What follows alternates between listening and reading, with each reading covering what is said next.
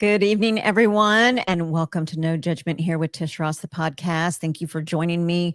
Woo, I see there are a lot of you guys in there here to support Heather, and I cannot thank you enough for being here to support her. What a brave woman she is. She's a warrior and she is on a mission. And I know that our paths crossed because the Lord wants her to share her story with as many people as she can. And while my platform is not ginormous, I know that there are a lot of people that will watch us live, as you guys are now, and I thank you for being here. There are also people that share on their platform. So if you have a platform, whether it is TikTok, YouTube, Instagram, Facebook, if you'll share this link out on your platform, the more people that she reaches, the better. Men and women, we are not doctors, we're not counselors, we are regular human beings that are living normal lives. And some of the cards that have been dealt to us are, I can't think of a better word than saying pretty crappy. And while we don't ask for things to happen to us, things that happen in this evil world, there's evil amongst us, and it is in the names of sometimes in the forms rather of our husbands or our wives. So this story goes out to men and women. It's not just us women that are victims of domestic violence and abuse. There are men out there that are suffering in silence as well. So again, there are trigger warnings here. I want, as you are listening and tuning in, to know that my platform, we speak freely. And so there are trigger warnings here. So listener discretion is advised. Okay. If you don't know who I'm talking about, her name is Heather. And again, our paths crossed, high shades of gray, on TikTok. I was struck by, honest to God, her courage and her beauty.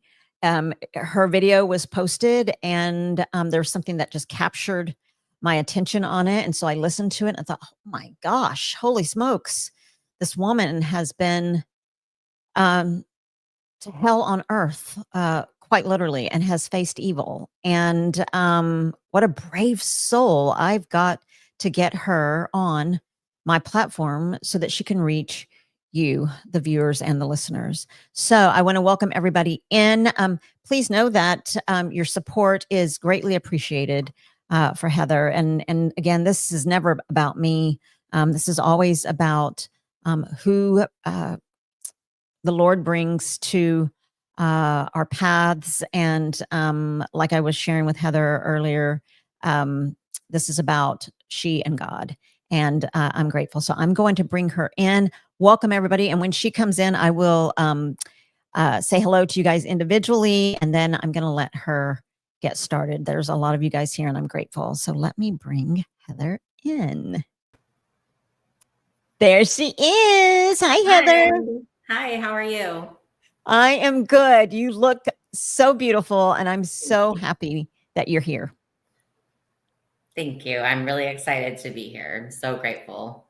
Well, good. I have to tell everyone that Heather and I have chatted a few times on the phone, and she and I just have these conversations. Last night we were chatting, and you're so super easy to speak to and speak with. And quite honestly, I believe that it is one of your, I'm sure, many gifts that you have is to grab somebody's attention. And boy, did you get mine. And I believe it is from your way of sharing your story, which we will get to here in just 1 second. I want to quickly welcome those that I can see here in the chat.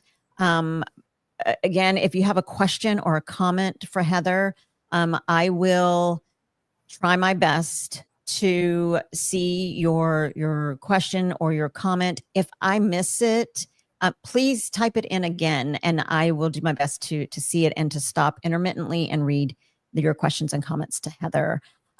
So really quickly, Marianne Bimler is here. Thank you, Marianne, for being here. Lila Newton is here. She says, oh God, I think I'm ready, but may I please say to your guest, thank you for sharing your story. And sweetheart, you are who you've always been inside. No one can ever change that. Thank you, Lila. That's so amazing. Thank you to my mods as well. I'm sure you guys' fingers are going to get a little bit of a workout today, greeting and welcoming everyone. And I'm grateful for you guys because it's hard for me to be able to say individually hi to everybody. Again, share this out as you are watching so people can hear. Hello, Virginia, Alexandra. Thank you for being here. Let's see, Shades of Gray. Thank you. You made it. Thanks for being here. There's one of my mods, Pretty and Pooch. Lila Newton is also a mod. Thank you for being here. Rebecca, Touched by Yarn. She says, hello, everyone. She shared this on her channel. Thank you, Rebecca, for sharing. Let's see here very quickly. Kayla Martinez. I read this earlier, just a few minutes ago to Heather. But Kayla, thank you for being here. She says that she is here from TikTok. She's been following your story since day one. She says, ugh, the tears I've had watching her videos. You're so strong. And I agree, Kaylee. The tears have streamed listening to Heather's story for sure. Let's see here. I'm going to scroll down super fast and then we're going to get started. Lila Newton says, Miss Martinez, thank you for coming over. We're very glad to have you. Thank you, Lila, for being in there and welcoming everyone in. Thank you, Pooch. Anna says, sending love. Hi, Anna. Okay. Lori Carp, thank you for being here. It's good to see you. There's a lot in chat. Thanks, guys, for being. Hello, Journey. Thank you for being here. That's right. Please don't forget to hit thumbs up. That helps with the algorithm. And the more we can get this story out, the better. Anna says, hello. Heather, thank you for sharing. Again, Kaylee says, hi from TikTok. We're glad you're here. Okay. Kevin, Hiking with Jackie Boy, thank you for being here. Pettit Jean River Homestead, Bobby, thanks for being here. I appreciate you for being here. And okay, if I miss anyone again, please retype your questions or comments. But I'm going to move on over to my guest, Heather. Heather, again, welcome and thank you for saying yes. Thank you for what you are doing. I can see you're on a mission. And I want to start off first by kind of chatting a little bit like I always do with all of my guests. I like to find out what kind of child you were, just so that we can get a glimpse into your childhood. What kind of kiddo would you say that you were? And then what kind of upbringing did you have? What kind of parents did you have, if you don't mind sharing?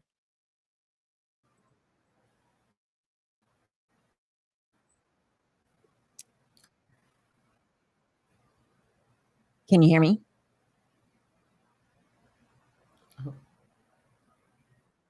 Okay, now I can. Okay, good. Okay.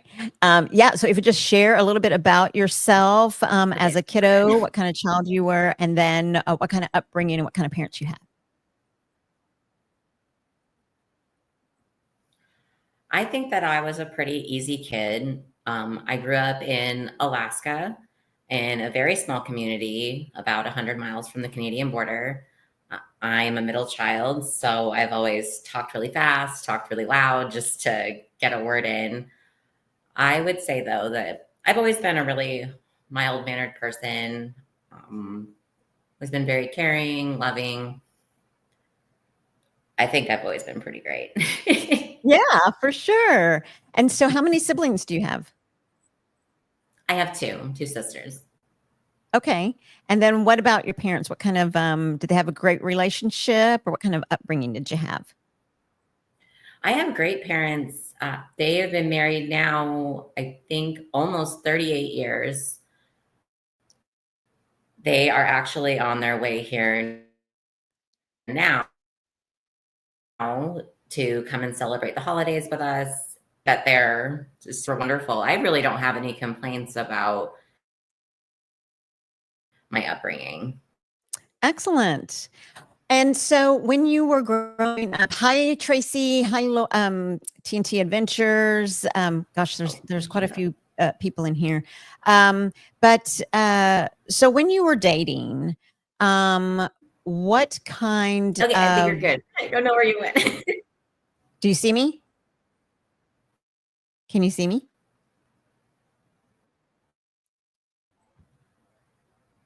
Hi, Christy Betts. What is happening?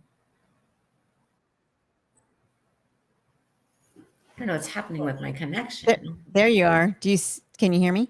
Okay, I think we're good. Okay. Okay. Yes. Okay, good. Okay, so when you were dating as a I don't know what's teenager, happening. Okay. can you hear me? I can now. Okay. What I don't know why kind it keeps of cutting out. is it? If you want to, Heather, I don't know if you can hear me. Yeah, I don't know why it keeps cutting out. If you want to, sec. you can leave, like exit out, and then maybe click on that link again and try to come back in if you'd like. If you think that'll help. Okay, let me see if that'll work. One sec. Okay. I don't know. One second. Let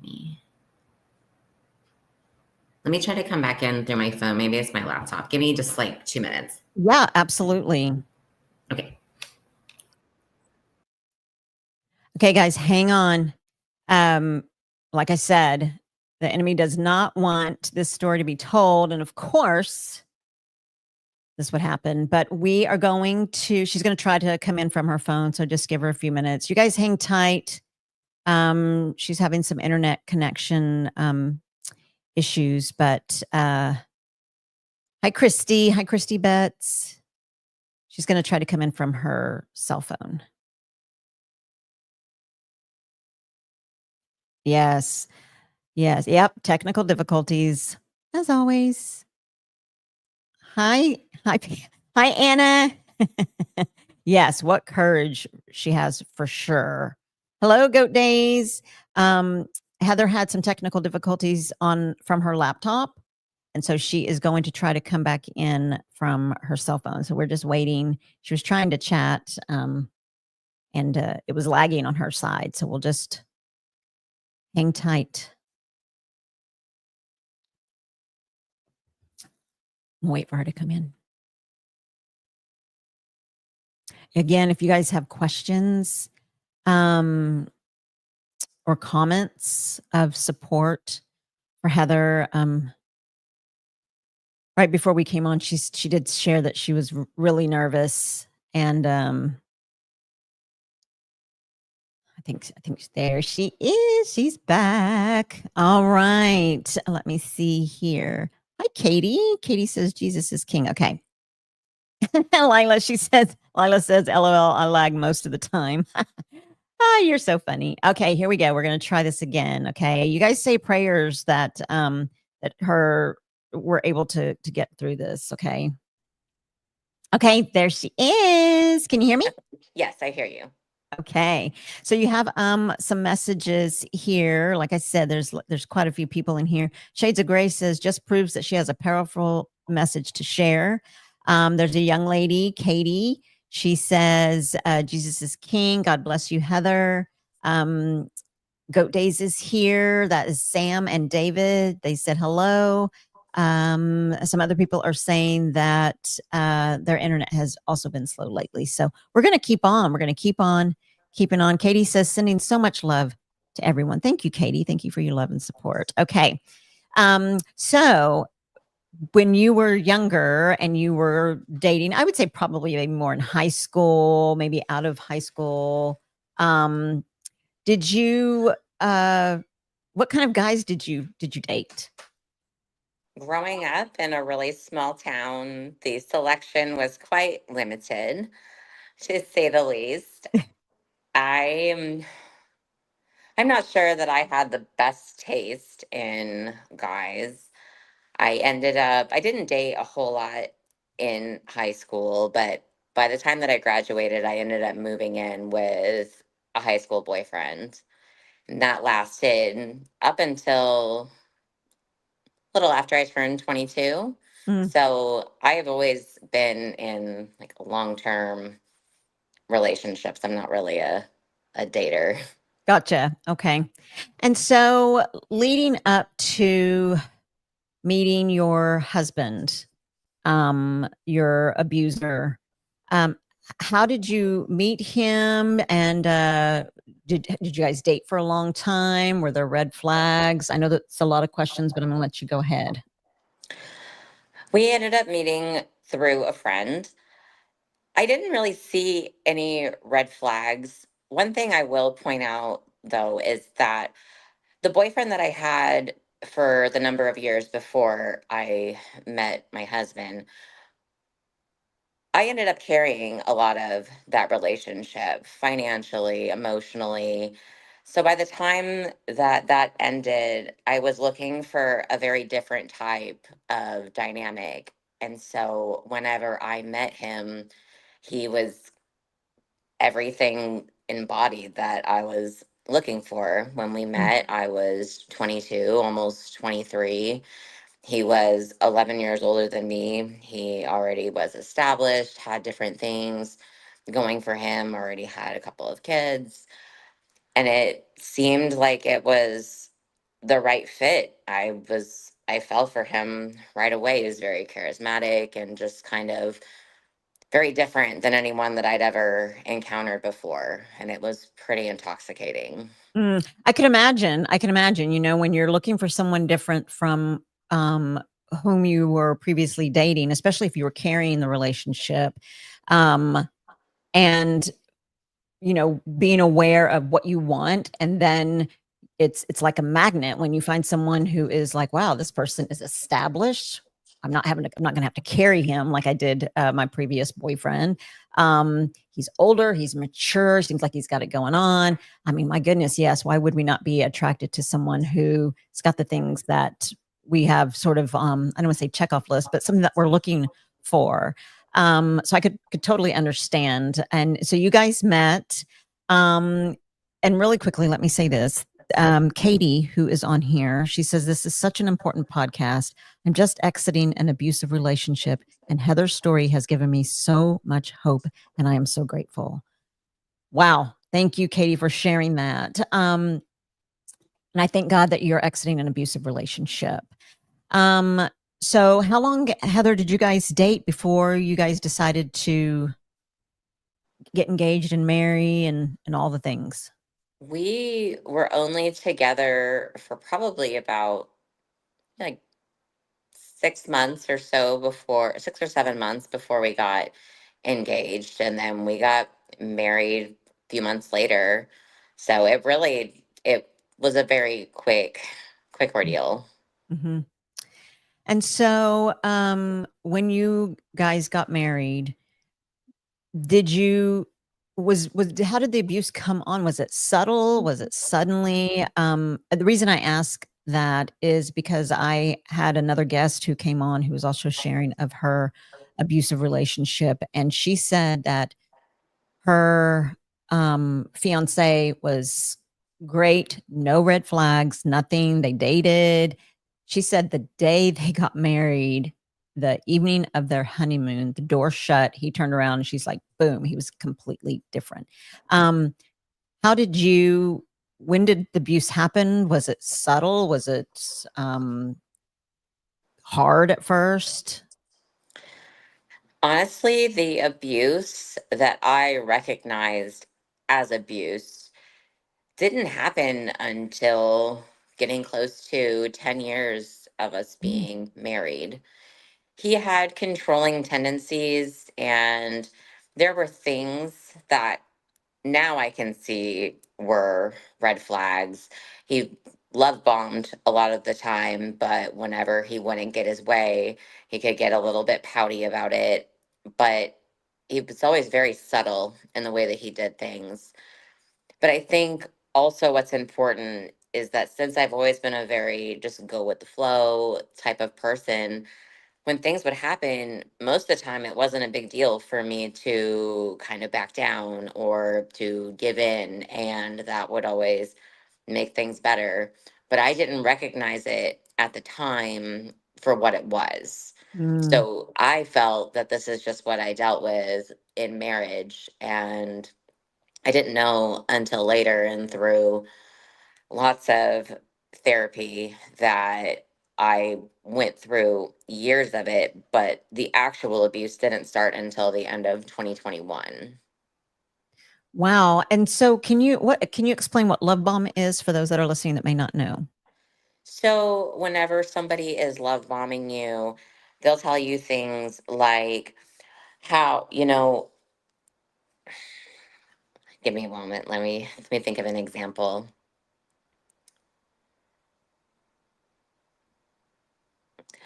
Whenever they make you feel like you're the most important person in the world and that they would do anything for you, or like whenever you go out on a date or do something like, oh, you're just the most amazing person I've ever met in my entire life. And it's a really extravagant, it's like a show basically for Gotcha. how much that they love you. And Gotcha. typically abusers, they will do that, and so you get used to that kind of dynamic, so then that way whenever it's taken away, it's something that you're seeking again because it becomes really connected into the entire relationship. And isn't that crazy how, afterwards in hindsight, that it's actually a pattern, but yet when you're in the relationship, you don't really recognize it. I mean, almost to like gaslighting, and someone who is narcissistic, um, who will even I think the smallest. I mean, I don't know if there's any abuse that's you can gauge on too small or too large because it all is abuse and abuse is wrong. And but I think even someone who tries to quieten your voice where you don't want to say anything because you don't want to start anything, Right. that is a form of abuse. You don't want to start a fight or you don't want to get into argument because if you say something, things are going to blow up. And so you certainly have to be very in the dating. I think when you start dating, you have to be very kind of mindful and aware of conversations that you have, because obviously in the very beginning everyone's on their best behavior or whatnot.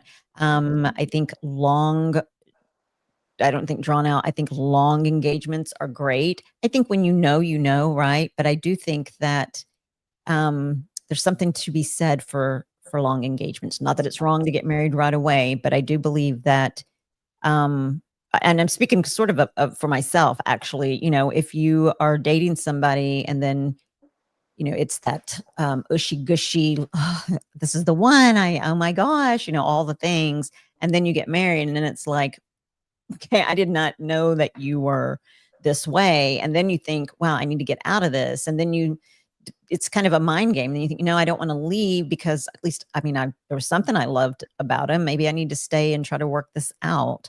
And so, I'm grateful for your explanation and sharing with us love bombing so that women and men, like I said, it's not just about us women, but men and women will be aware of what that is. Love bombing, gaslighting, patterns, and those patterns start to condition you, would you say? Oh, most definitely. And so share a little bit about your the abuse and what exactly happened to you. I can remember the first night that everything started to go downhill, as I would put it. We were hanging out, talking about, I don't really even recall, it was really nothing, but we would talk about different things throughout our years together. And before, he started to question me about when I would go out with different friends before him and I got together, and would ask me about nights that I had out and kind of the interactions I would have if I had interactions with men, just really kind of strange questions. And I answered his questions the best that I could, but I had to tell him a couple of times that this was a long time ago. We've had a whole lifetime since then, so I really don't know. Hmm. Fast forward to us going to bed, I had remembered a detail about something that he had asked me from earlier that night. And I told him, hey, what we were talking about earlier, I remembered this detail, and shared it with him. And he turned to me and he said, so you lied to me? And I said, no, I didn't remember. I'm remembering right now, and that's why I'm sharing it with you. And he completely broke down in tears, started crying, asked me if I still even loved him. It was crazy. I had not seen him like that, I don't think ever. Mm. And I didn't really know what to do. And so I tried to console him, let him know that yes, I still loved him and I didn't know where any of this was coming from. And he got mad and he told me that he just knew that he needed to leave me and that he was going to divorce me. And I told him, that's fine. You can do what you need to do. And he told me, well, I'm going to take the kids. And I told him straight up, you can do whatever you would like to do, but there's no way that you're going to take my children from me. And went on to explain why that wouldn't happen because I was upset. And I think that that comment kind of began the series of events that followed because I think that he knew that I was right about that. And he was so controlling, he wouldn't have been able to handle losing any type of control, especially over me, but also with the children.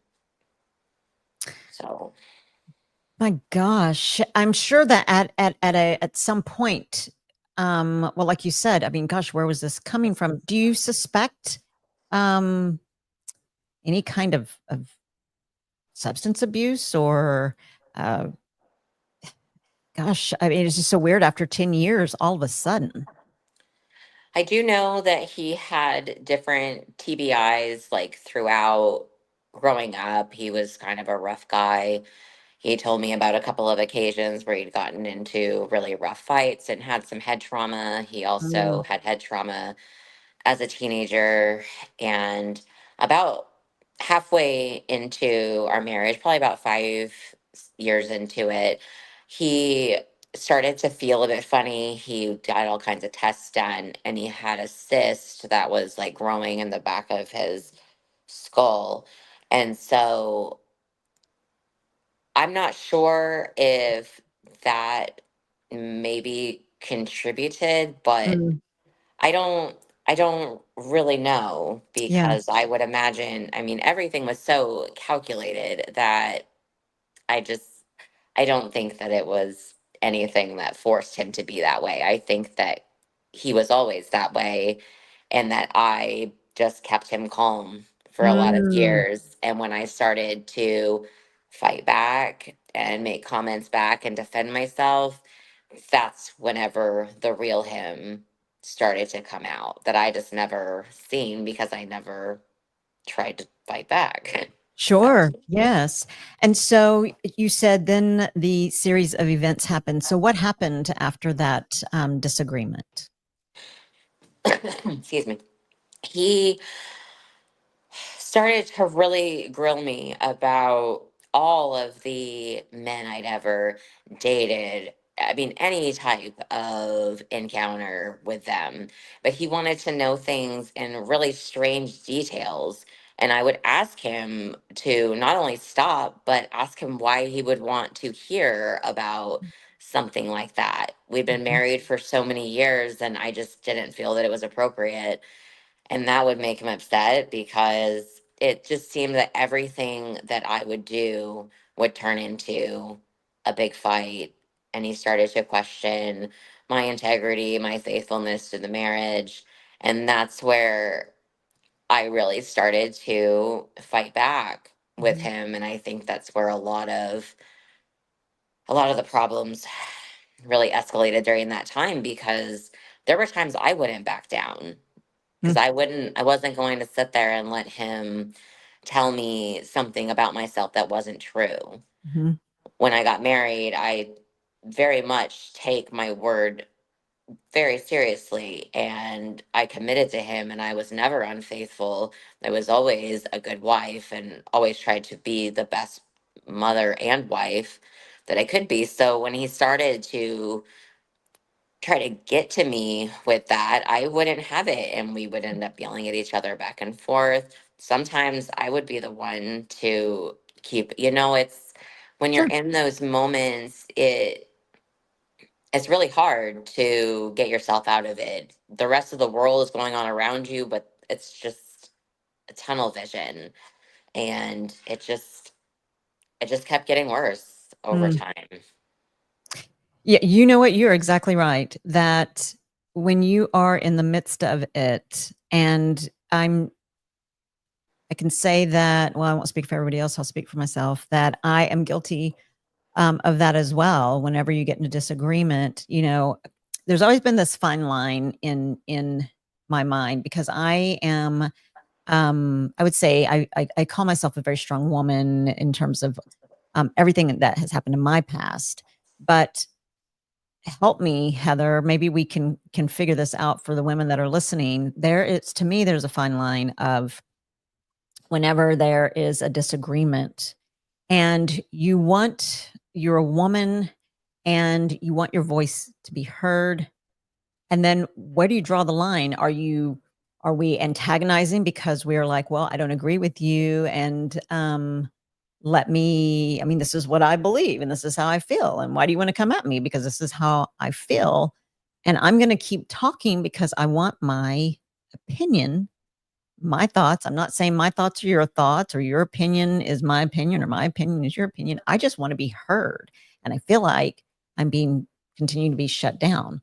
When, as a quote unquote good wife or good husband, because we are talking about men and women, when do you just say, I guess I should just let it go? I think the question is a little bit hard because every dynamic is going to be different. I think that you brought up a good point a little bit earlier when you talked about when you first are dating someone, everyone's on their best behavior. That's why, although you probably don't want to have conflict, especially during the quote unquote honeymoon Mhm, phase, you can really learn a lot about somebody whenever things are not going well. mhm, It's easy to be whoever you want to be when things are good. You can keep that kind of thing under control whenever everything is just so.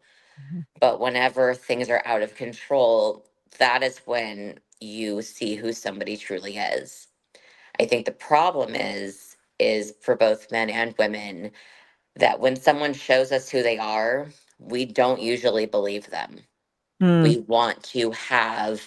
We have rose colored glasses. We think of, oh, well, this time we did this, and there's all this tallies of things that have happened. No, bad behavior is bad behavior, and all the good things before it don't give an excuse for somebody lashing out. So, Very well said.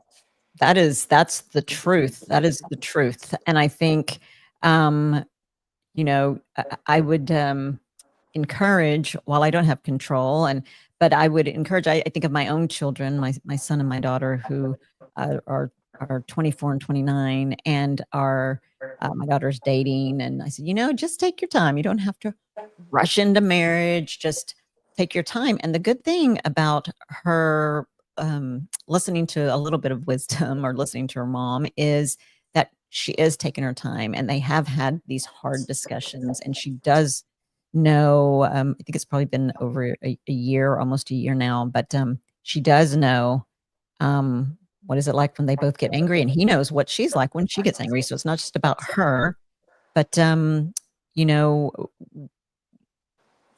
like they say, you need to listen to how somebody acts as opposed to listening to their words, because actions do speak louder than words, and that is the truth.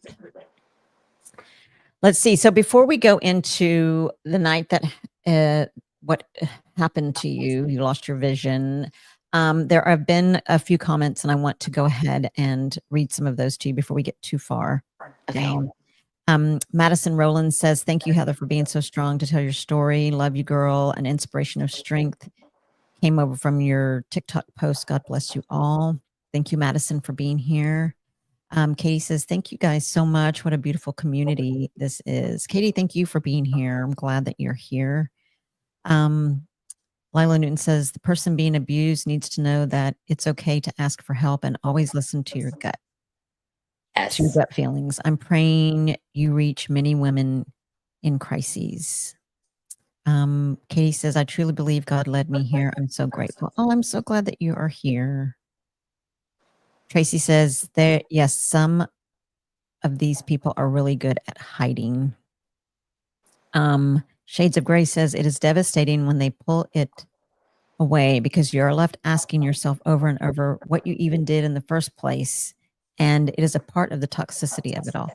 That's true, because you do wonder, what did I do? You start second guessing. That is a really good point, because that was a feeling that came after the night that he broke down crying, because for a moment I thought that I just wasn't being attentive enough as a wife. I was active duty at that time. I volunteered a lot. I was also working on my degree. I was incredibly busy. And I thought maybe this is all coming from he's just needing more of my attention. And I never questioned one time, maybe it's him. Mm. That's the problem. I always made it my fault because I was conditioned to be that way. And that's what abusers do. They get us built up that way so that way they can pull out the rug from under us. Yes, that is so true. That's such a good point. Thank you, Shades of Gray. Let's see here. Pretty and Pooch, he says, I, as a man, have a big problem with a man who thinks having control over women makes them a bigger man. It actually proves only that they are weak. That's true. I agree. Anna says he saw he was losing control over you, and that scares the narcissistic, controlling, toxic person. Christy Bett says psychological abuse starts before the physical. Definitely. Hello, Paul at PSV Odyssey. Thank you for coming in. Let's see here. Shades of Gray says, for me, it was a lot of asking myself how I ended up here. I had always seen myself as strong. It took time to realize it was not about how strong I was. It was about my need to fix it. That Go is ahead, Heather. that is a very good point, because we tend to do that. We take on those roles, and it's just about the time, I think, too, that you invest. It's very hard. It's very hard to walk away from something, and the longer that you go and the more things that are folded into it, it's just not as easy as saying this just isn't working and you leave. I mean, that's how it should be. That's how it should be. Whenever you're done, then this should just be done, and it should stop before anyone thinks they have the right to harm the other person, because that's not love ever. Harming someone is never ever love. Ever. Exactly. You know, it's funny because when you said that there's a line from, and this is going to date me, but there's a line from this movie called Love Story, and the girl on there, she says, "Love means never having to say you're sorry," and that's the truth. I mean, I think if you're hurting somebody purposely and you're saying you're sorry all the time, that you're right, that's not love. But to kind of even add to that or piggyback on that, because you are such a beautiful woman and the type of woman that you are, taking your marriage vows very seriously, and I want to work hard at this marriage and see, you know, how we can keep it together. Or maybe it is me, maybe I'm not paying enough attention to him. A lot of good men and good women, I don't want to just say this is just for women, but a lot of good men and good women who you don't even realize you're being conditioned or abused. You start, then here comes that uh, it's mental abuse, that way of thinking. You start thinking, maybe I need to be a better mother, or I need to be a better wife, or maybe it is me. Maybe I need to take a look at myself, and I'm not leaving because these are my marriage vows and I've done something, because things have changed and it hasn't been like this for 10 years or 9 years, and now all of a sudden he's crying or she's crying, and she feels like I don't love her or don't love him anymore. It's got to be me. And you get conditioned into believing that, which makes it very hard to escape or to leave. And you and I were talking about the analogy I always give, and I've given in some of the past interviews that I've had. with people that are being abused, or in the last domestic violence interviews that I've had, is like, it's like when you have a eating condition, and one of them being anorexia or bulimic. Well, anorexic, because I think people that are bulimic, they actually eat and then they do away with their food. But someone who's anorexic, who wants to get well, and people who don't understand the mental abuse or the mental conditioning that has been years of building and growing, that when someone says, "Oh, good, you want to get well, you want to start gaining weight," and they say, "Why don't you just take a bite of that hamburger? I'll go get a hamburger. Why don't you just eat?" And then the food is delivered, and the person that is suffering from this disease is like, I don't think I can do it. I can't do it. And then people are angry with them because, why are you not just eating? You said you wanted to get well. Why won't you just eat? It's something similar. Is that right? In an abusive domestic violence relationship, when people are saying, "Why don't you just leave, Heather? Why did you not just leave?" I would say that that's very true. I would say an analogy that I like to use to describe it is like, if you can imagine walking through the woods. If you don't really know the way and you're kind of looking around but not really paying attention to where you are, eventually things all start to look the same and you can get turned around and people get lost. It's really hard to see something when it's happening right in front of you and it's a part of your day to day life. Not everything was always very crazy. There are a lot of wonderful memories that I have. And even during that time, there were still good things that happened. It Mm. doesn't really make a lot of sense, but it's like, until you have the chance to take a step back and see it from maybe standing outside of the woods and seeing Mm. how big everything is, it's really hard to make that break. In my case, I have children and I had a whole career, and I really believed that he helped me to attain all of that Mm. because he supported me throughout that time and would be very involved in it. And later it would be held over my head that, well, I helped you with this, so you only got your degree because I helped you with this class or with that class. And I don't know. It's very hard. Mhm. It's yeah. It is. It is very hard. Um, so take us into the night that um, your husband poured chemicals in your eyes. Take us through the day and that night and what happened.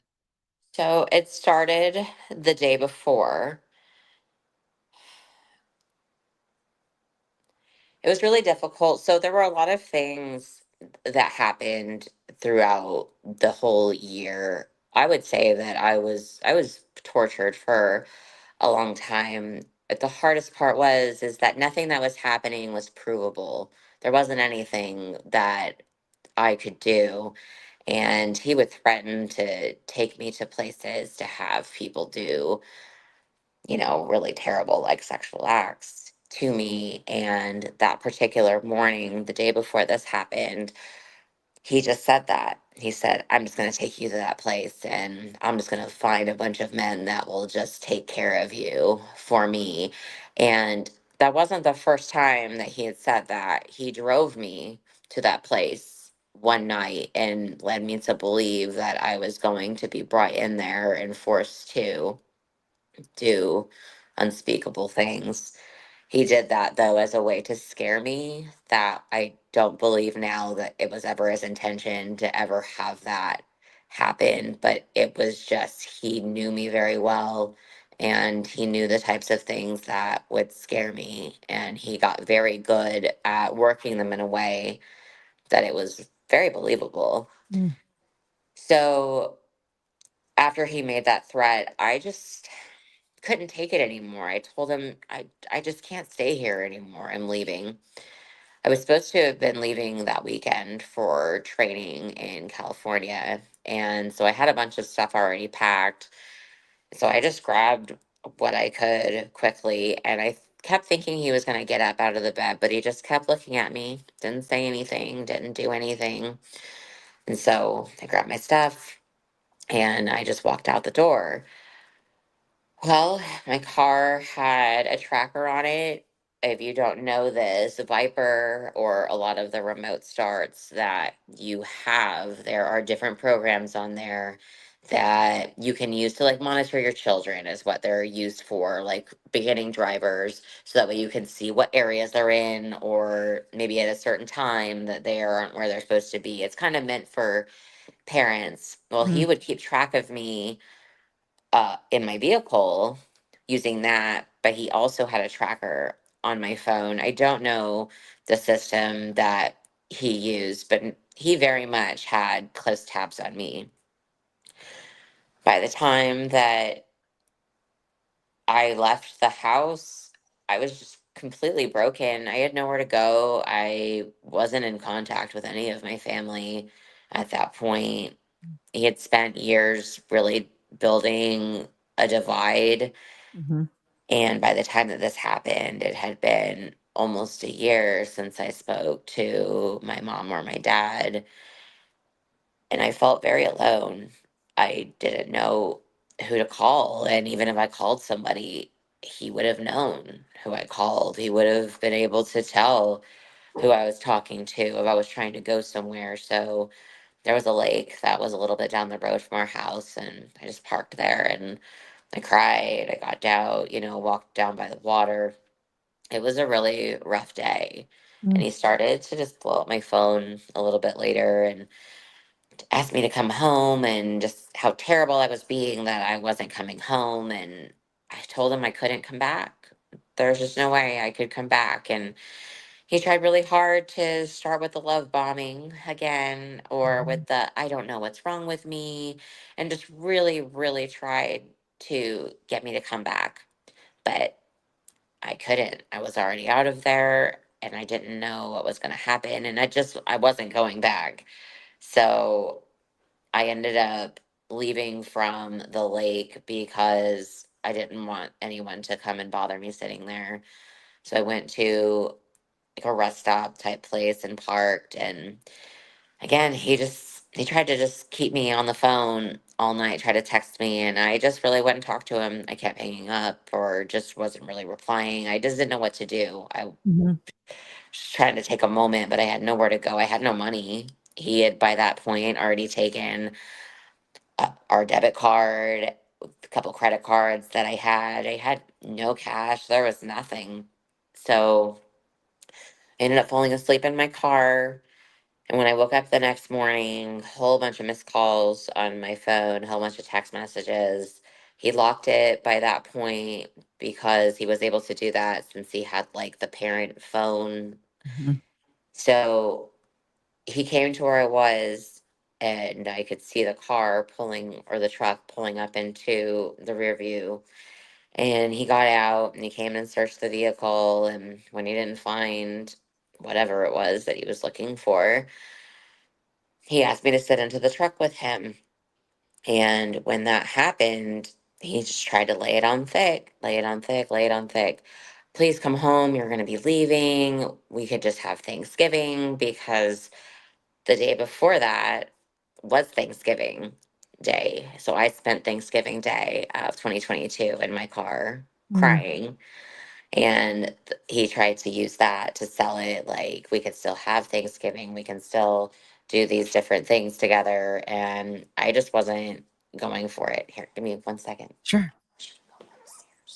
Sorry, but I need my birthday invitation. Okay, we'll do it in a little bit, please. Here I am. But my birthday's in a few hours. Give me 1 second. You're I'm so okay. sorry. 1 second. You're fine. You're fine.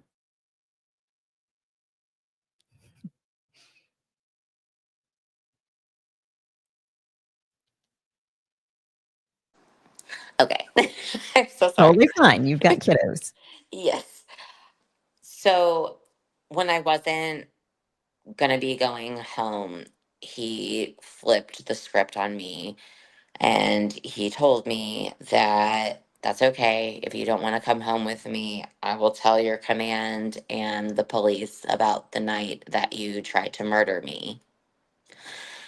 The night that he's talking about is a night that he had attacked me, and a whole bunch of stuff had happened. And I can go into that, but it's very graphic, so I'm not sure that it's necessary. I'm not sure. You can share what you'd like. Yeah, maybe we'll skip that one. It was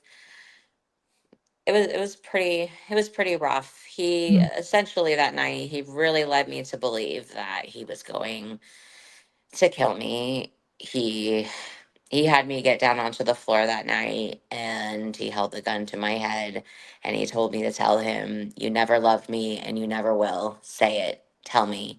And I wouldn't.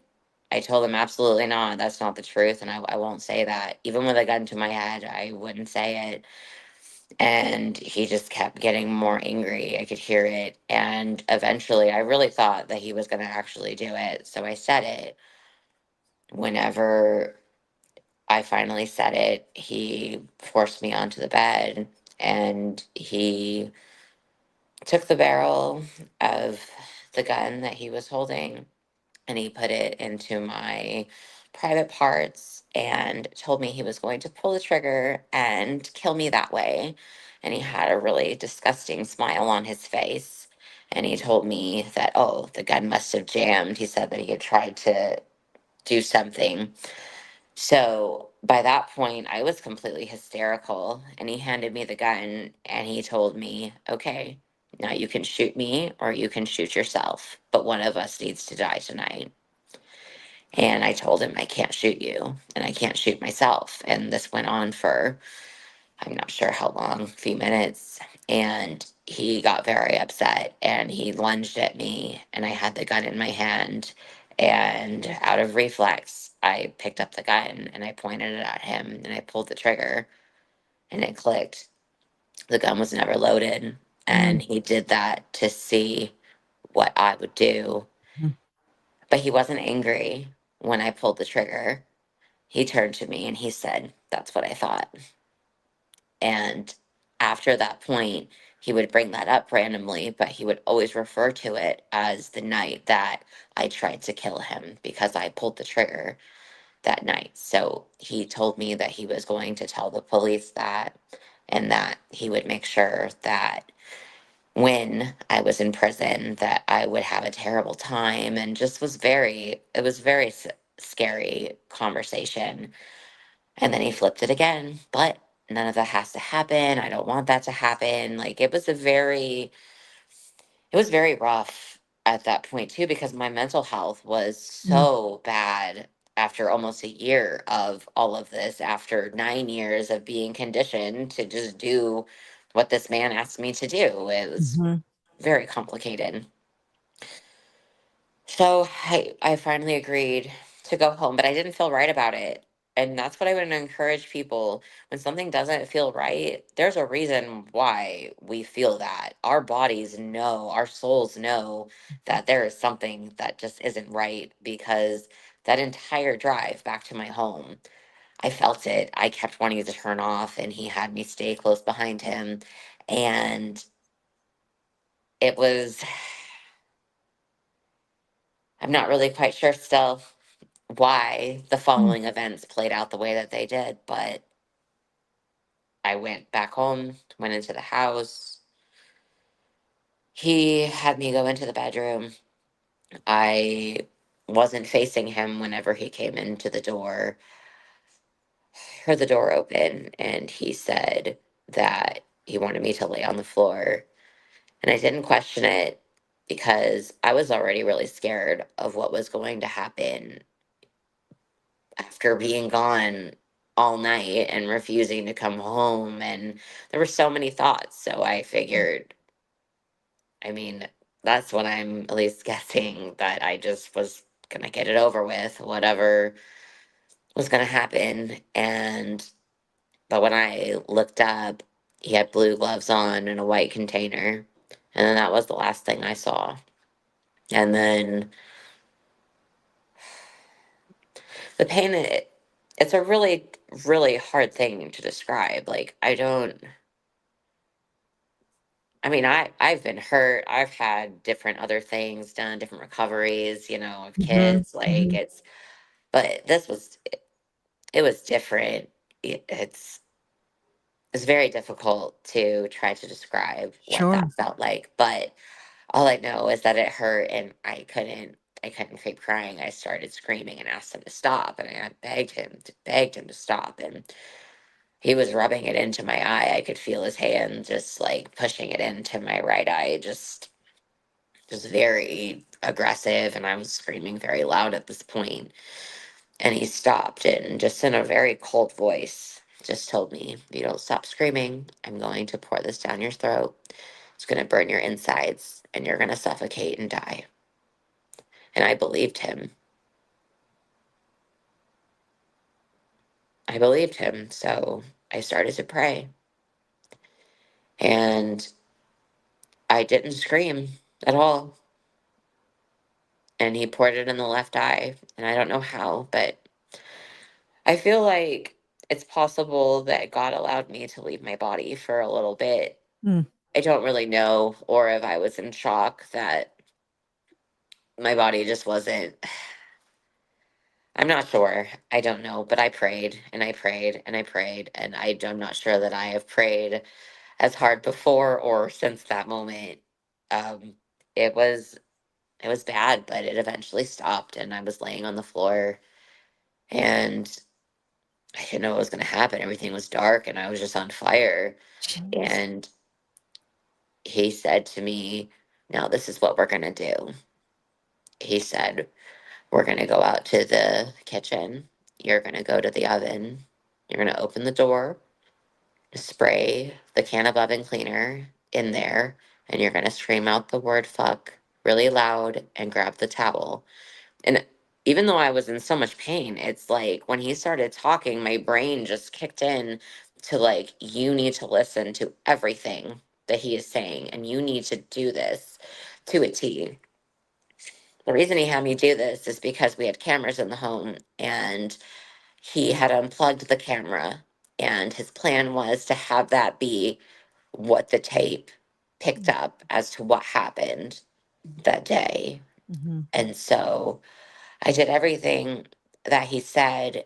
And at that point, when I screamed out, my older daughter ran out and she says, "Mom, are you okay?"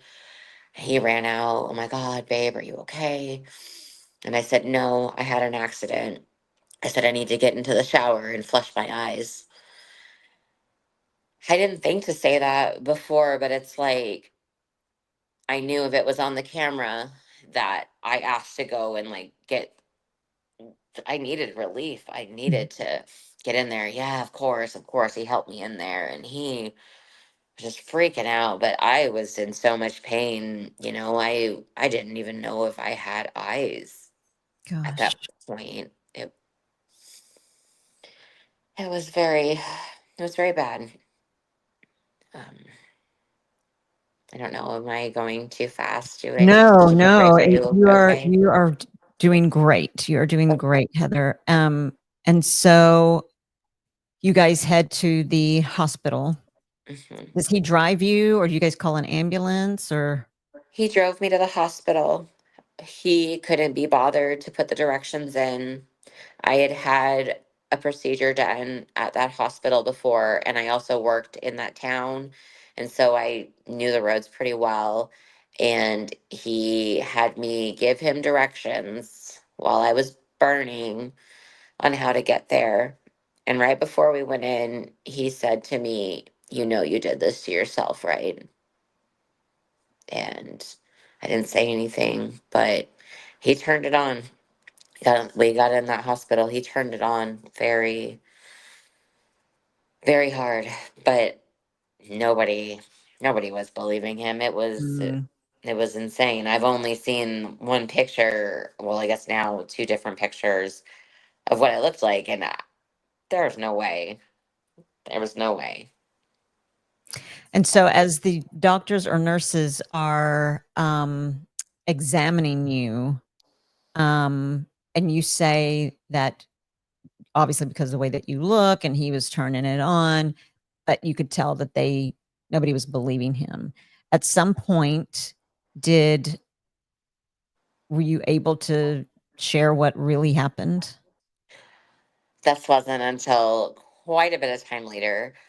I Mm. need to step away for 1 second though, because I'm getting low on my Okay, battery. Since I absolutely. Give me 1 minute, I just have to run up the You bet. stairs really quick. I'll be right Yes, back. yes, you bet. Oh my goodness.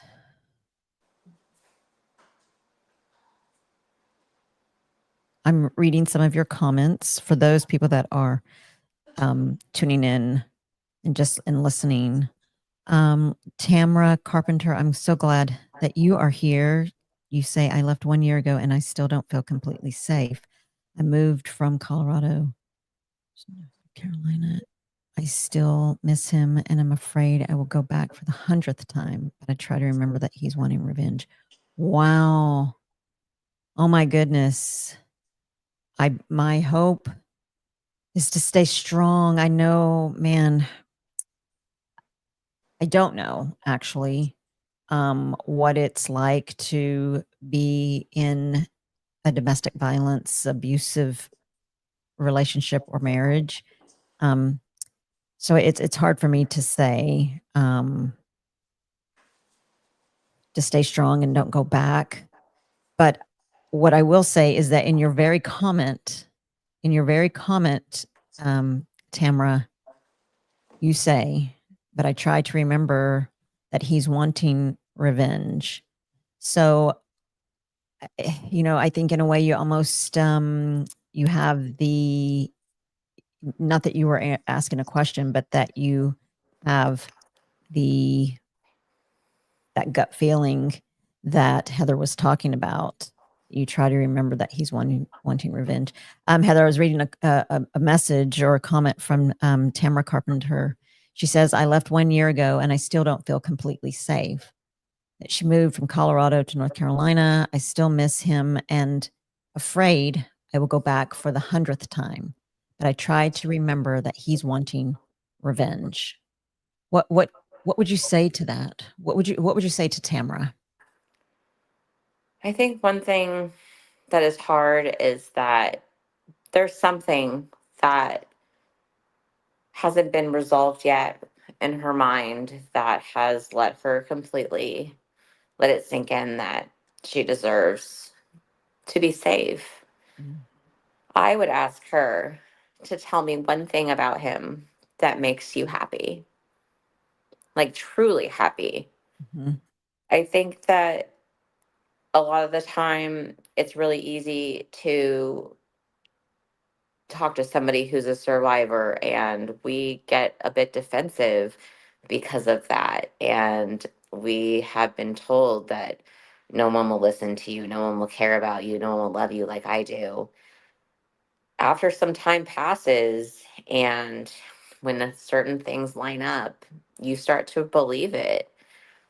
So I'm not sure if she has the right type of support. Mm. I would definitely tell her that she is beautiful and that she deserves to be safe and that he lost that chance. He Mhm. lost that privilege the very first time he ever hurt you. He showed that he did not deserve you. So, no matter how hard it is, every day you have to choose yourself. Absolutely. I was removed from my home by the military in May 24th of 2023. My, it's easier to call him my ex-husband. Mhm. He passed on November 1st of 2023. I wanted to call him Mm. every day that I was away. After everything he did to me, after all of that, I wanted to talk to him every day. I can't explain it, but I didn't. Even whenever I had the ability to later, when I had plenty of time on my own. Of course, I knew his number. Of course, I knew I could reach out, but I chose me and I chose my children. And So I'm not saying that it's easy, but you're worth it. Absolutely. And I think even in that, it is a very difficult thing to explain. There are abused children that still want their mom or dad, the abuser. I want my mom, I want my dad, even though they've been abused. Or there's something about the human connection, the human quote unquote condition.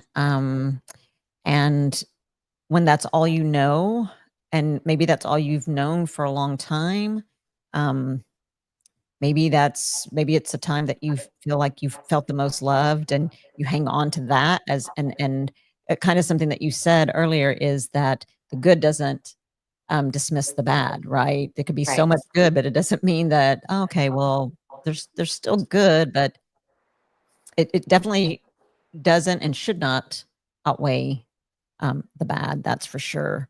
I see here that Katie, who is also someone who has been I think she said that she was leaving or was exiting a relationship. I love how you guys all support one another. That's what it's all about. Katie says to Tamara, the more times we go back, the more evil they become. It's so hard, but remembering that it only gets worse keeps me from going back. Anna says at Tamara Carpenter, do not go back. I know it is hard. Plus, you said you miss him. I'm sure he knows this and he probably resents you leaving. It will be worse. Please stay safe. Tamara says, oh, yeah, I can't go back. It would be a death sentence. It makes me feel and sound crazy. Bobby from Pettit Jean River Homestead says, I had a fiance that I knew would kill me if I went back, and she was pure evil. See, there you go. There's a man who was also the victim of abuse. Wow, there's a lot of support. It not, obviously here everyone's here to support and listen to Heather, because Heather, you are such a strong woman. Wait, let me ask you this question. Do Yeah. you, when people say you are so strong, sometimes, I don't know, sometimes people have said that to me, like, you're so strong. And at times I am, but at times, I don't feel it. How do you feel when someone says you're a warrior, you are so strong, you are a survivor? That one's a hard one. Mm. For a long time, I didn't believe I did anything different than what someone else would have done, because all I wanted was for my children to be safe and for myself to stay alive. And I thought that anybody else in my position would have fought as hard as I did. I have found that a lot of people have said that they don't think that they could, but you don't know until you're in that situation what you're going to do. It's, yeah, that Yeah, one's a little bit hard. it is. It really is. Sammy, wife of Goat Day, says, I have someone in my family that has gone through verbal and some physical abuse. We've watched it and it was so hard to get away, but she finally did and divorced him. I can't imagine the empowerment that brought. Let's just say it hurts. Sammy says it hurts her heart for you, Heather. Katie says, God bless you, Heather. Everyone says, we love you, Heather. I love your strength. I'm so proud of you. Tamara says, this is one of the many stories that keeps me away from my ex psycho narcissist. So you're saving lives. When you share your stories, I think it is, it helps men and women know you're not alone. And goodness, as hard as you think, as easy it is for someone like me who's not been in a domestic a violent or abusive relationships. It's easier said than done when someone says, you've got this, you can do it. But when you hear it from someone who has actually experienced and gone through hell on earth, and they see that, gosh, Heather, here you are. I think hearing from people that have actually gone through it brings a little bit more hope and encouragement. Let's see, Misty Stevenson is here, and she said she couldn't say anything, but her company knew, they just couldn't prove it. Oh, someone asked, the military couldn't help, or did you not say anything? I wasn't saying anything. Mm. I didn't. I was I was too afraid. Even Mm, when I was taken from the home, I still didn't say anything until the following day. And the only thing I said was that I would agree to get help. It took a while for everything to come back or to come out, but mm, I ended up doing a deposition with the police with the state that I was living in, and then also with the Coast Guard because they were pursuing charges after I had agreed to talk and to tell my story. It was a 4.5 hour deposition, but I felt a lot better. And it really was whenever there was a female detective, and I still couldn't see at that point, but I could hear her voice, and she told me that the cameras had been turned off, and that she told me that I was heard and that I was believed. mm. And even though I didn't know this woman, and I was still fairly early on into starting the recovery process, it meant a lot to have somebody hear that and believe me when I had been convinced that no one would believe me and that it would never end, and all the other countless lies that had been told. And so, and I know we were kind of moving forward, but I want to go back just a little bit. So, as a result of what your ex did, you lost vision. Did you lose? So you said that you couldn't see anything. So you had lost vision in both eyes at the time. Correct. I did not have vision for 7 months. I ended up waking up one morning and I looked up and I could see the ceiling. Most definitely was not expecting that. I not sure what prompted it, whether it was something with my physical health was finally improving or whether it was God. I can't say. But no, for 7 months I lived fully blind, and but now I have full vision in my left eye and I can do everything just fine. I can drive, I can live my life normally. So Gosh, what, can I ask you? I don't know if you can remember, but or can um, help us to understand what was your mindset when you, for 7 months, you couldn't see and you had no, I mean, you didn't know if you were ever going to be able to see. What was your mindset being in the dark like that? I was in almost constant state of fear and was very alert because I went home. I lived there for all of that time. So at any time he could have done anything and there would have been nothing that I would have been able to do to stop him. So there was that, but after I was blinded and went home, the dynamic really changed because he, weirdly enough, took care of me. It was as though I was now fully dependent on him, Mm, and he completely changed. He was never physically abusive to me. Again, he was still very emotionally abusive, especially with how I looked after that point. He tried to get my youngest daughter to essentially say that I looked scary.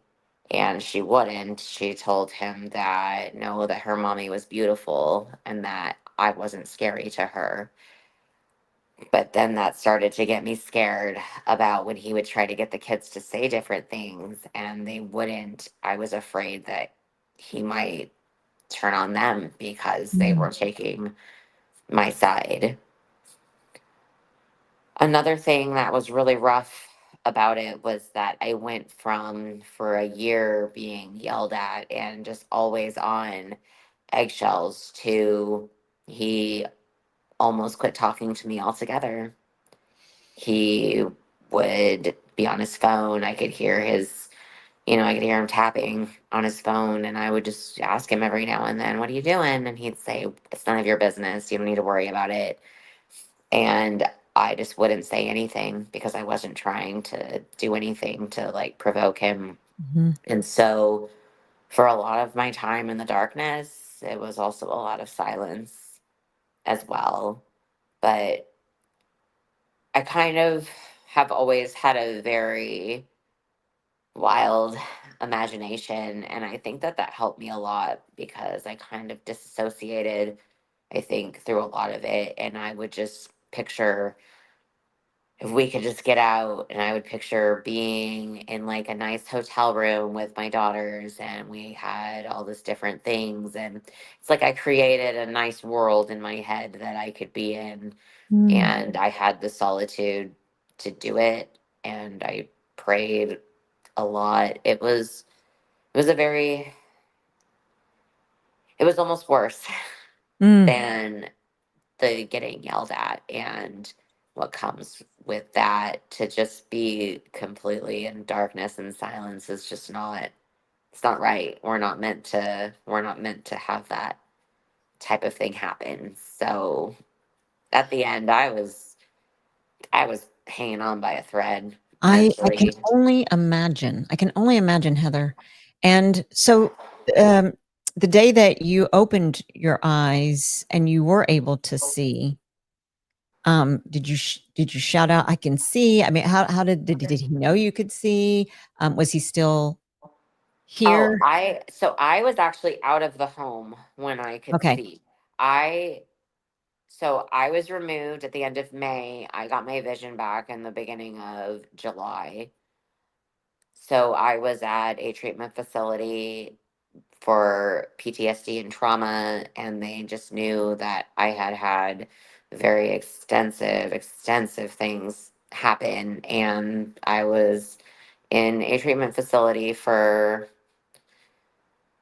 altogether, through all of their portions of it, almost 3 months. Mm. But it was during that time that I got my vision back. And so, but it was a good morning though, because I woke up and could see the ceiling, but I wasn't quite sure that I was even awake. Mm. It was Mhm. it was a little bit surreal, and so I laid there for a few minutes and then kind of looked around, and I didn't say anything right away, and I didn't look at myself until later that evening. I was too afraid. I didn't know what I looked like, and I just wasn't ready to see it. But it was really great. At first, I couldn't see everything fully, but I Mhm. could see mostly. Like people were a bit distorted, like in the face, but like I could see the people, and and so it just kind of progressively got better. So that was very much a miracle. Absolutely. Yes. And you said, that your ex-husband, um, is no longer here. Did he when during that time frame, did he take his life or, Yes, he ended up taking his life. um, had you seen him after you or when you were in recovery, when you could start seeing again? Had you seen him after that? No. No. The last time that I had any type of contact with him was during like the last day that the children and I were removed from the home. There were a couple of times that I heard his voice because when I was taken, the children were also removed from the home because they knew that I wouldn't say anything. It was later told to me they knew I wouldn't say anything until the children were safe. They knew that Mm. the only reason that I could have only been staying was because I was afraid for the children. And so during that time, had to go through different court things to have them released back to me solely. So there were a couple times during that I heard his voice, but it was like it didn't hit me the same because my headspace was a lot better, and I knew that I never had to go back again, and that that was the only way I was going to be hearing him was through some type of audio. My gosh, and I'm thinking about, the helplessness, in the situation, relationship, that you were in without being able to see. I mean, talk about kicking somebody when they're down. I mean, you're already experienced hell on earth, and then you've lost your sight, and then you're back at home with your abuser, and now it's like a mind game. You have to figure out how to balance because you have your children. You can't see. You don't know, is he going to come at you? You have no clue. And I can't even imagine what you suffer with now. If anything, do you suffer with PTSD? And what are the what do you suffer with now? I am diagnosed with chronic PTSD. So essentially, because of the amount of time and how extensive the different situations were, that is why they have said it's chronic. I don't quite have flashbacks anymore, but in the beginning, especially when I moved into an apartment, there was a night that I had a full on flashback that I had to really convince myself that I was no longer in our home, that I was in my apartment. And it took almost an hour to convince myself of this because it was just too real.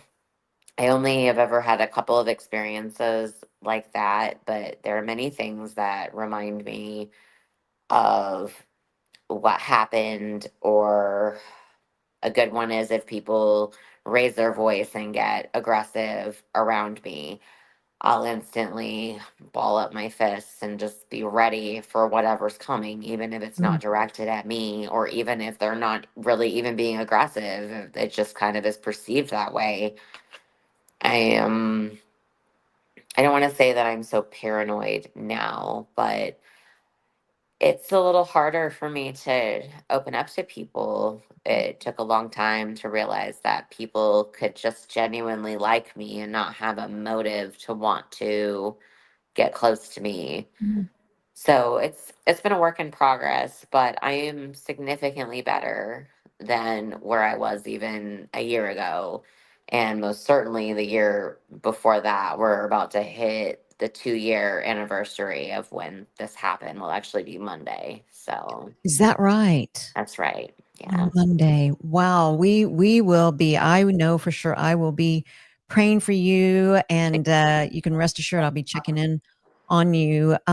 So are you able to this is going to be a tough question, Heather, and you tell me if you don't want to answer, because I always I respect you immensely.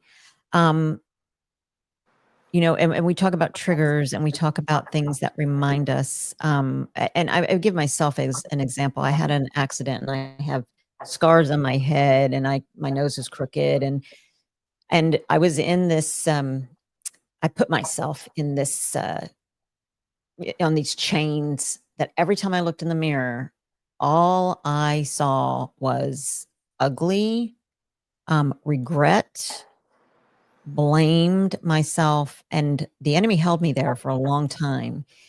My question to you is it hard for you, as beautiful as you are, and I'm not talking about your physical appearance. To me, I think you're just so beautiful inside and out. But my question is it hard for you to look in the mirror? Is that a trigger every time you look in the mirror? What do you see? Do you see a strong woman? Does it change on the daily? What do you see? It used to be pretty bad. The day that I first looked at myself, I didn't look at myself very long, but I told myself, okay, it's not that bad. It's not as bad as what I thought, because I had no idea to know Mhm. even what it could possibly look like.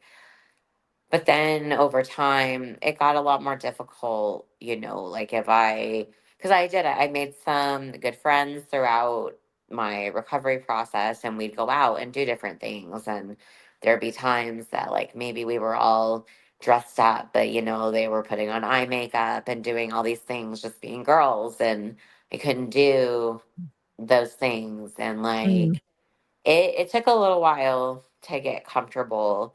But it's weird to say, but after I posted that first video onto TikTok and I got just, I mean, it's just fairly overwhelming and just amazing the amount of support.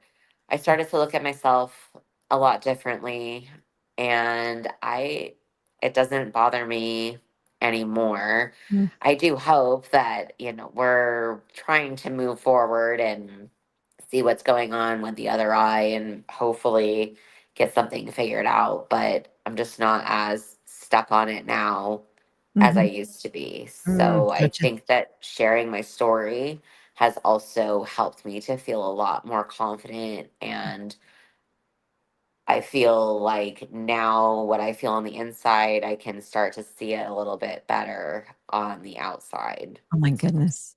Absolutely. My gosh. I just it is to me when I see you and when I saw you initially on TikTok and you sharing your story. I mean, as I was just listening and looking at you, I thought, man, I know a lot of women, I know a lot of men, but you are the epitome of a warrior on a mission, the very beginning of a mission.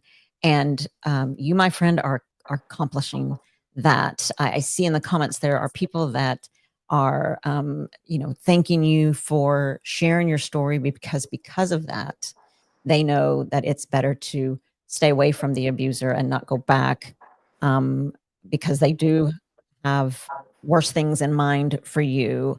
Um, I I wanna ask you this too. Do you ever think of, being in a relationship? Have you been in a relationship? Do you think about dating or nah? Mm, at this point, I would rather be spending time with the children, Mhm. or I am working on finishing my book. I Mm, actually wrote a book about everything that's happened, but it's kind of stalled a little at the moment. It was very hard to mm. do I guess what would it be? The Rough first draft. draft Yeah. of it. So now it's kind of in like rewrite phases. Mhm. But oh, I'm so sorry. Where was I going with that? That you'd rather spend time with your kids and not date, that you are. Yeah, I'm not really too interested Mhm. in that right now. I'm not even sure that I could trust somebody like that. And Yeah. I'm not really sure that I trust my own judgment, to be Mm, completely honest.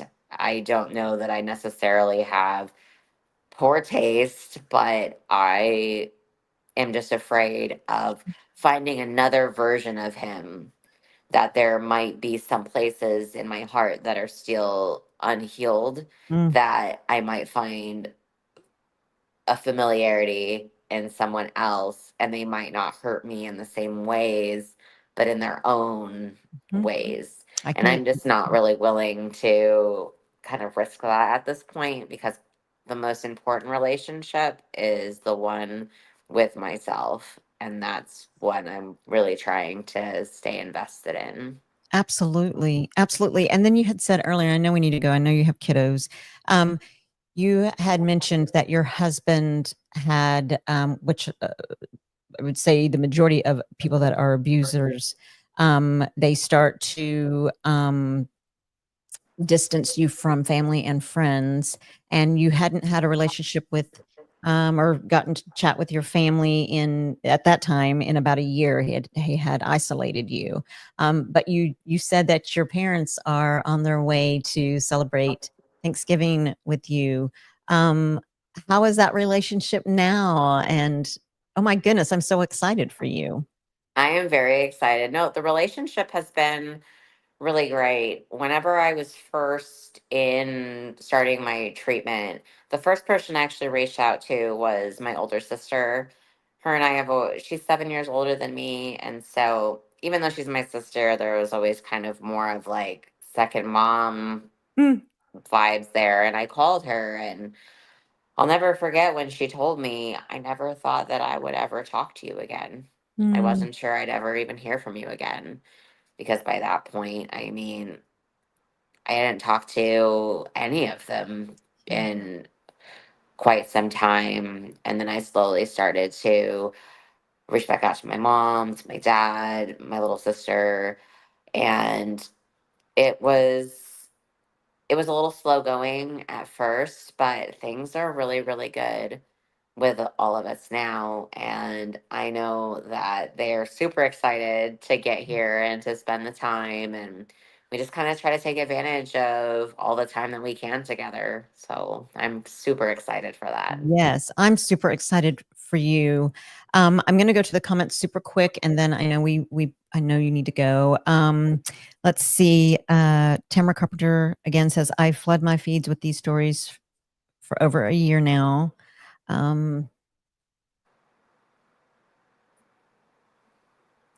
Goat Days says, "I love the courage to share. I know this isn't easy, but you never know what heart will be touched through our testimonies. All are a blessing from God."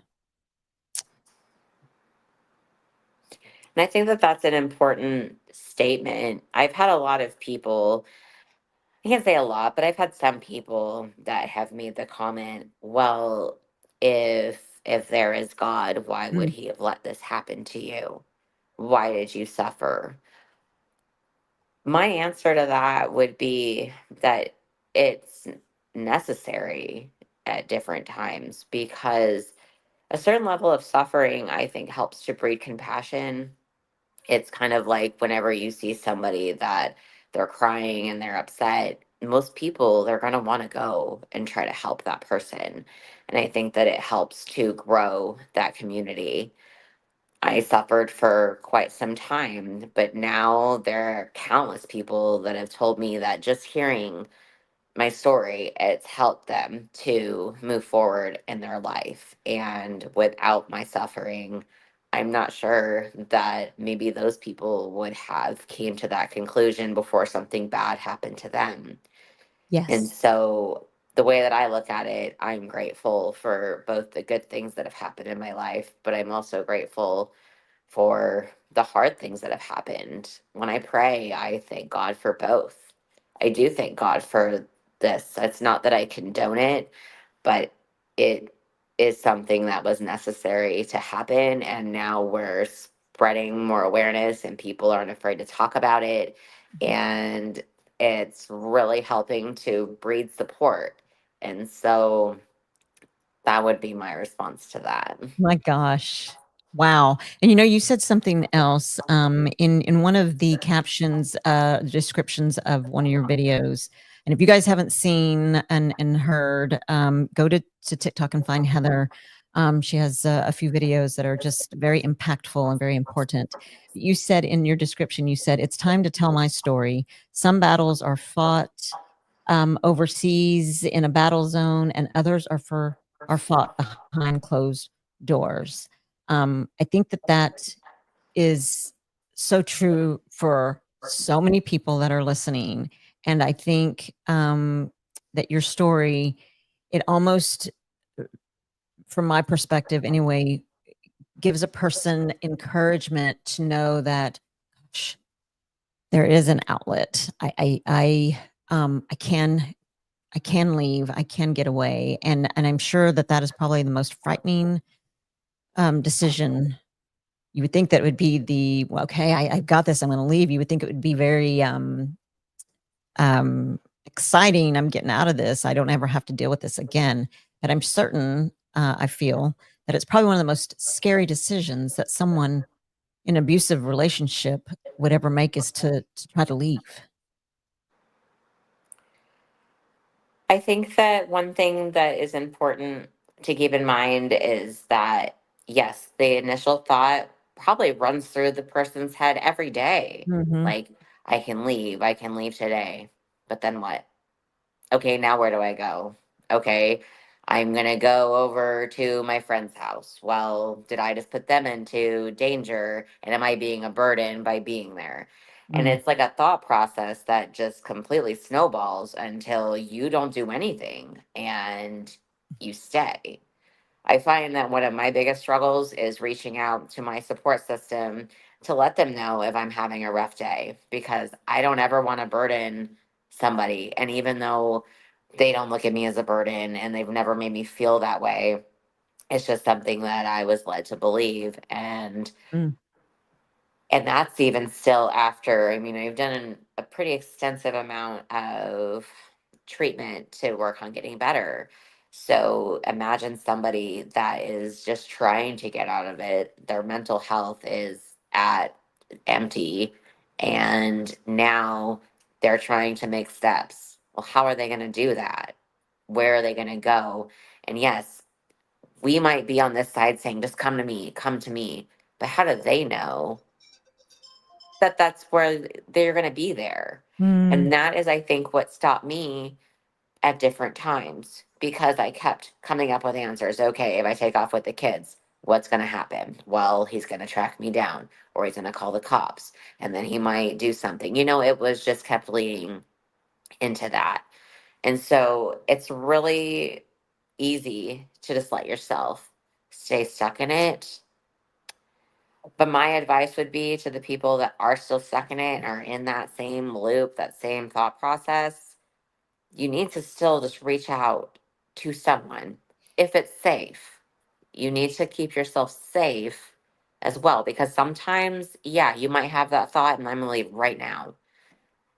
But you also need to think about things and you need to do it in the right way. There are a lot of different support systems that are out there throughout different hotlines. There are even your friends and your family, but you have to speak up and you have to be willing to accept the help. Yes, absolutely. A couple more comments, and then I have one final question. So Anna says a manipulative tactic that abusers use so he can hold it against you. So beyond awful, the emotional abuse you endured, the physical abuse you endured, along with everything. May God bless you, Heather. Katie says he was pure evil. Heather, you survived a demon. You're definitely being protected by God. Thank you guys all so much. I see all the comments. And Heather, I'll tell you this, tomorrow when this video is uploaded, you can go to watch the comments or read the comments. It'll say comments. I think it's like while the show was going, while the podcast was going, you can watch the comments. There are so many comments. There are so many. Tamara says, I can't believe she didn't pass out. It probably saved her life, but dang, yes, I'm feeling shaky, y'all, and have to bump out. Hope to catch y'all all later. So a lot of people just posting about when your ex was pouring chemicals in your eyes. Okay, the last question that I have for you is, and again, I want to thank everybody that's been in here, all of your comments, all of your support for Heather. Heather, I thank you so much for saying yes to joining me and for sharing your story. I know that it is at first very nerve-wracking to come on, but boy, you did it so beautifully, and I'm so proud of you. My final question to you is, I ask every single guest that comes on at the very end of my podcast. I ask, after everything that you have been through in this domestic violence relationship, everything you've been through, everything that you have gone through in terms of losing your sight, regaining sight in one eye, hopefully and prayerfully in the future, being able to have reestablished sight in your right eye, and to where you are now, all that you have been through in just almost 2 years on Monday, who would you say that Heather is today? Who are you today?